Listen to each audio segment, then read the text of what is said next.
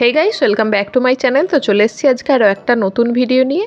আমরা এবারে চলে গিয়েছিলাম একটা মিনি ট্রিপেতে, যেটা হচ্ছে দীঘাতে। তো আমরা রাত্রিরের বাস ধরে পরের দিন ভোরবেলা নেমেছিলাম দীঘাতে। আমরা শ্যামলী পরিবহনের বাসের টিকিট কেটেছিলাম। তো টিকিটের প্রাইস পড়েছিল 400 টাকা করে পার হেড। আমরা স্লিপার নিয়েছিলাম, এখানে বসবার জায়গাও রয়েছে আর স্লিপারও রয়েছে। তো ভোরবেলা 4:30টার সময় মোটামুটি নামিয়েছিল আর আধ ঘন্টা কোলাঘাটেতে ব্রেক দিয়েছিল। তো 4 থেকে 4.5 ঘন্টার মধ্যেই ওনারা কিন্তু পৌঁছে দিচ্ছেন দীঘায়। শ্যামলী পরিবহনের সার্ভিস কিন্তু আমার খুবই ভালো লেগেছে। তারপর আমরা গিয়ে উঠলাম আমাদের হোটেলে। হোটেলটা আমরা বুক করে রেখেছিলাম গোয়াই বিবো থেকে। তো আমাদের হোটেলের নাম ছিল হোটেল MTM। এই হোটেলটা জাহাজবাড়ি থেকে মাত্র 2 মিনিটের ডিস্টেন্সেই রয়েছে, তবে সমুদ্র থেকে একটু দূরে ছিল হোটেলটা। তারপর আমরা একটু ফ্রেশ হয়ে সমুদ্রের ধার থেকে ঘুরে এসে সকালের জলখাবারটা করেছিলাম সি ফুড দিয়ে। তো আমরা পমফ্রেট আর চিংড়ির ঝাল করিয়ে নিয়েছিলাম, মানে মাছটা কিনে ওনাদের দিয়ে দিলে ওনারা এরকমভাবে সুন্দর করে ঝালটা করে দিচ্ছে। আর অল ওভার এটার প্রাইস পড়েছিল 300 রুপিস মতো, আর এটার টেস্টটা কিন্তু দারুণ ছিল। আর দুপুরবেলা আমরা চলে গিয়েছিলাম জাহাজবাড়িতে। জাহাজবাড়িতে রয়েছে কোষে কষা। দুপুরের খাওয়া দাওয়াটা আমরা এখানেই সেরেছিলাম। গরমের মধ্যে এরকম 1-2 দিনের জন্য ছুটি কাটিয়ে আসতে কিন্তু বেশ ভালোই লাগে। এখানেও গরম ছিল, তবে সমুদ্রের ধার বলে কিন্তু হাওয়াটাও সেই পরিমাণেই দিচ্ছিল। আর রেস্টুরেন্টের ভিতরে তো এসি রয়েছেই, আমরা এসিতে ঢুকে বসে পড়লাম। আর অ্যাম্বিয়েন্সটা কিন্তু এখানকার আমার বেশ ভালোই লেগেছে। আর সিটিং অ্যারেঞ্জমেন্টটাও কিন্তু হিউজ রয়েছে। আর এই রেস্টুরেন্টটার ওপেনিং টাইমিং হচ্ছে সকাল 11টা থেকে রাত্রির 11টা পর্যন্ত। এর আগেও কোষে কষার 2টো আউটলেট নিয়ে আমি ভিডিও করেছি। ভিডিওগুলো যদি এখনও না দেখে থাকো, ডেসক্রিপশান বক্সে আমি দিয়ে দিয়েছি লিঙ্কগুলো, তোমরা দেখে নিও। তো ভিতরে গিয়ে বসতেই ওনারা কমপ্লিমেন্টারি পাঁপড় আমাদের দিয়ে গেলেন। তারপর আমরা মেনু দেখে খাবারটা অর্ডার দিয়েছিলাম। মেনুতে মেনলি তোমরা এখানে বাঙালি খাবার দাবারই পাবে। আর এদের আউটলেট কোথায় কোথায় আছে সেটাও কিন্তু একদম ফ্রন্ট পেজেতেই দেওয়া রয়েছে, তোমরা চাইলে সেগুলো পজ করে দেখে নিতে পারো। আর ফুল মেনুর ভিডিও আমি দিয়ে দিলাম, তোমরা প্রাইসিংগুলো চেক আউট করে নিও। মানে তোমরা যদি অথেন্টিক বেঙ্গলি ফুড খেতে চাও তো আমি বলবো তোমরা এখানে যেতে পারো। এই রেস্টুরেন্টটার লোকেশানও আমি ডেসক্রিপশান বক্সে দিয়ে দিয়েছি, তোমরা চেক আউট করে নিও। তো যাই হোক, মেনু দেখে আমরা খাবার দাবার অর্ডার করেছিলাম। যেহেতু দুপুরের সময় ছিল তার জন্য আমরা থালিই নিয়েছিলাম। থালির মধ্যে তোমরা এখানে 2 রকমের ভেরিয়েন্ট পেয়ে যাবে, একটা মিনি ভোজ আর একটা হচ্ছে মহাভোজ। মানে মিনি ভোজ থালিটা একজনের জন্য সাফিসিয়েন্ট, আর মহাভোজ থালিটা কিন্তু 2 জনের জন্য। আর আমার মতন খাবার ক্যাপাসিটি থাকলে মিনি ভোজ থালি নিয়েই 2 জনের হয়ে যাবে। তো যাই হোক, আমরা নিয়ে নিয়েছিলাম মিনি ভোজ মটন কষা থালি। এটার প্রাইস পড়েছিল 445 রুপিস। থালির মধ্যে ছিল প্লেন বাসমতি রাইস, ডাল, ঝুরঝুরে আলু ভাজা, শুক্তো, মটন কষা 2 পিস, মানে 2 পিসে দেওয়ার কথা ছিল কিন্তু 2 পিস আর একটা ছোট পিস দিয়ে 3 পিস মতনই দিয়েছিল। আর ছিল চাটনি, পাঁপড়, রসগোল্লা আর স্যালাড। তো প্রথমে আমি শুক্তোটা দিয়ে ভাতটা ট্রাই করছি। তো শুক্তোর টেস্ট যেমন হওয়া উচিত টেস্টটা ঠিক তেমনই ছিল, তবে শুক্তোর যে গ্রেভিটা একটু ঘন ঘন মতো হয় সেই ঘনত্বটা কিন্তু আমি পাইনি।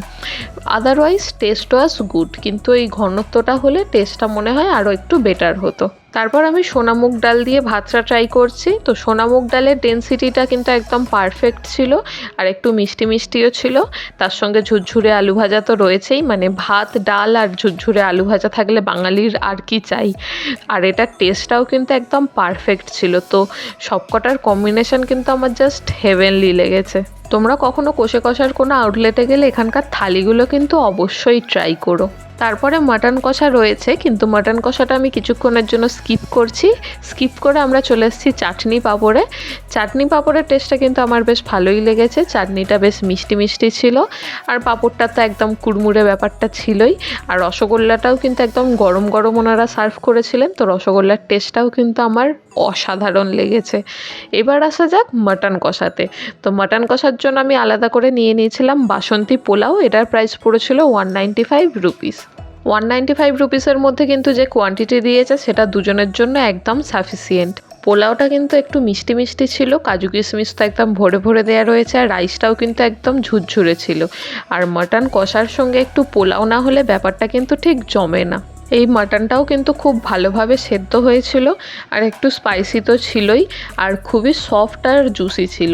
তো এরকম ঝাল ঝাল মাটন আর মিষ্টি মিষ্টি বাসমতি পোলাও কম্বিনেশনটা কিন্তু জাস্ট মারাত্মক ছিল। আমার তো মাটনটা এতটাই ভালো লেগেছিল যে আমি মাটনটা খেয়েই যাচ্ছি, আর এদিকে একজন ভিডিও করেই যাচ্ছে। মানে সেও ভিডিও বন্ধ করেনি আর আমিও খাওয়া বন্ধ করিনি। থালির খাবারটা পুরোপুরি উদ্ধার করতে পারলেও পোলাওটা আর উদ্ধার করতে পারিনি। পোলাওটা আমরা প্যাকিং করে নিয়ে চলে এসেছিলাম। তো যাই হোক, এত কিছু খাবার দাবার খাওয়ার পর আমরা নিয়ে নিয়েছিলাম ফ্রেশ লাইম সোডা।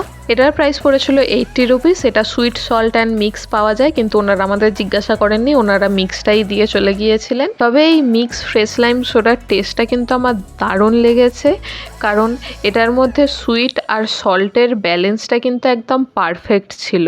আর বাইরে এত গরম, আর এরকম একটা সোডা খেয়ে কিন্তু বেশ একটা রিফ্রেশমেন্ট ব্যাপার চলে আসছে। তারপর সবশেষে আমরা নিয়েছিলাম ডাব আইসক্রিম। এটার প্রাইস পড়েছিল 175 রুপিস। তবে প্রাইসটা এটার আমার একটু হাই লেগেছে। 175 রুপিসের মধ্যে এরকম 2 স্কুপ আইসক্রিম দিয়ে গেছে। আর আইসক্রিমটা মেনলি ছিল ভ্যানিলা আইসক্রিমের মধ্যে নারকোলের গুঁড়ো মেশানো ছিল। তো ডাবের যে শাঁস ব্যাপারটা সেটা কিন্তু আমি পাইনি, তবে নারকোলের যে গুঁড়ো সেইটা আমি পেয়েছি। তবে আইসক্রিমের প্রাইসটা হাই হলেও মানে আইসক্রিমটা মুখে দিতেই কিন্তু আমি জাস্ট গলে গেছি। মানে আইসক্রিমের টেস্টটা এতটাই সুন্দর ছিল। আর গরমের মধ্যে এরকম আইসক্রিম পেলে আর কি চাই। তো আমি বলবো তোমরা যদি কোষে কষার আউটলেটে যাও তো এই ডাব আইসক্রিমটা কিন্তু অবশ্যই ট্রাই করো।